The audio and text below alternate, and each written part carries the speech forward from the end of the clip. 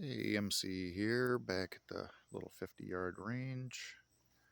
Weather's finally cooling down now that the sun's starting to set. I've got that Bear Creek 10mm out here on the picnic table, 50 yards away from the backstop. These will be the first bullets run through this gun since I purchased it. Did do the ejector or the extractor repair on this one, so these will be the first initial test firing. I've loaded 2 magazines with 5 rounds, full metal jacket, 180 grain, 10mm.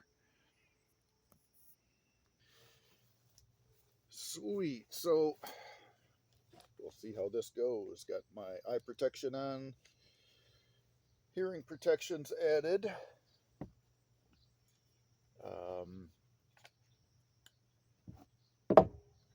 The scope is not sighted in. We're on 1 power magnification right now, so I don't think this one's going to stay on this platform.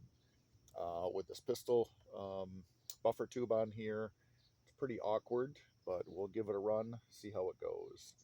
Again, we've got 5 rounds loaded. We will give this a shot. Guns chambered, safety's on. Let's see what we get.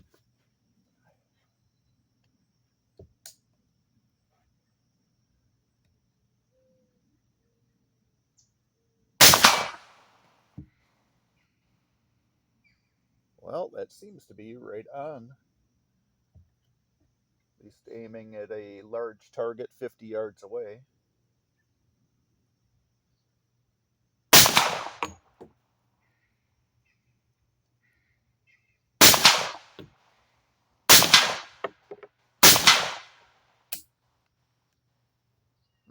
Was that 5?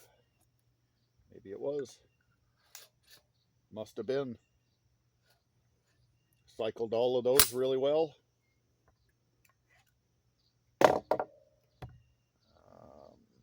Yeah, let's do a rapid fire on these last 5. Do a bolt hold open. It's got a manual catch on the back side, on the left side of this firearm.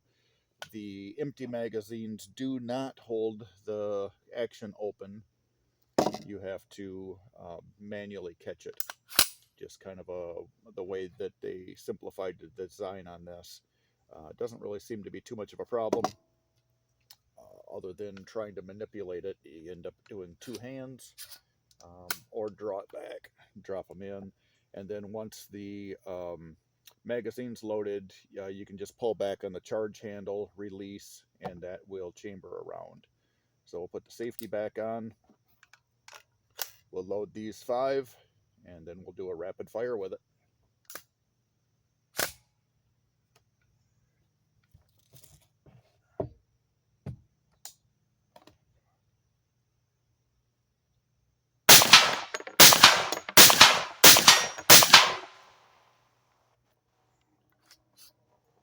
And all of those went through. So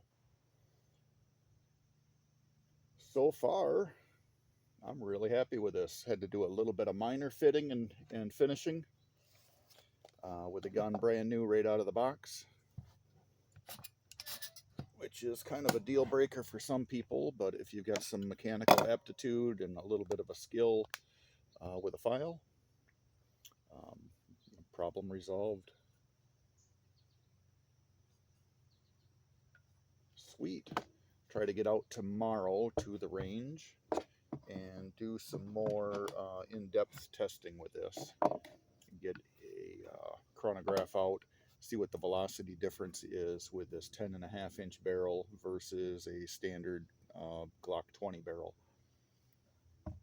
And then we'll pull the handguard off, spin off this 10.5-inch barrel, put on the 16-inch barrel, convert this platform into a rifle, and see what our velocity differences are.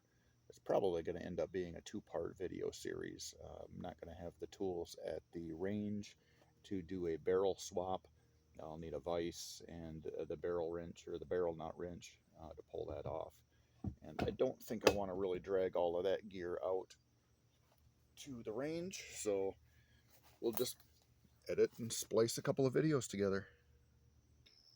And here's the device I was shooting at from 50 yards.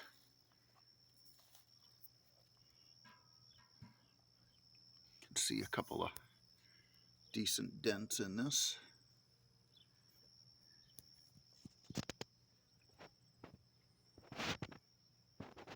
So yeah, that's a 10mm. We'll get an empty Freon jug out, poke a couple of holes in that tomorrow, or at least the next range day. But otherwise, Bear Creek seems to have pulled off a win, in my opinion. And again, I went with the pistol platform, bought the additional rifle barrel. That way I've kind of got 2 in 1 platform. I considered buying the 45 ACP barrel at least, and then run the Glock 21 magazines. But at this point, I think this 10mm will do everything I need it to do.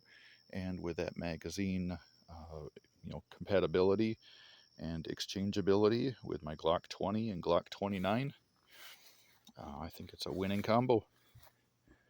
Thanks for watching. Like, share, and subscribe. Leave a comment.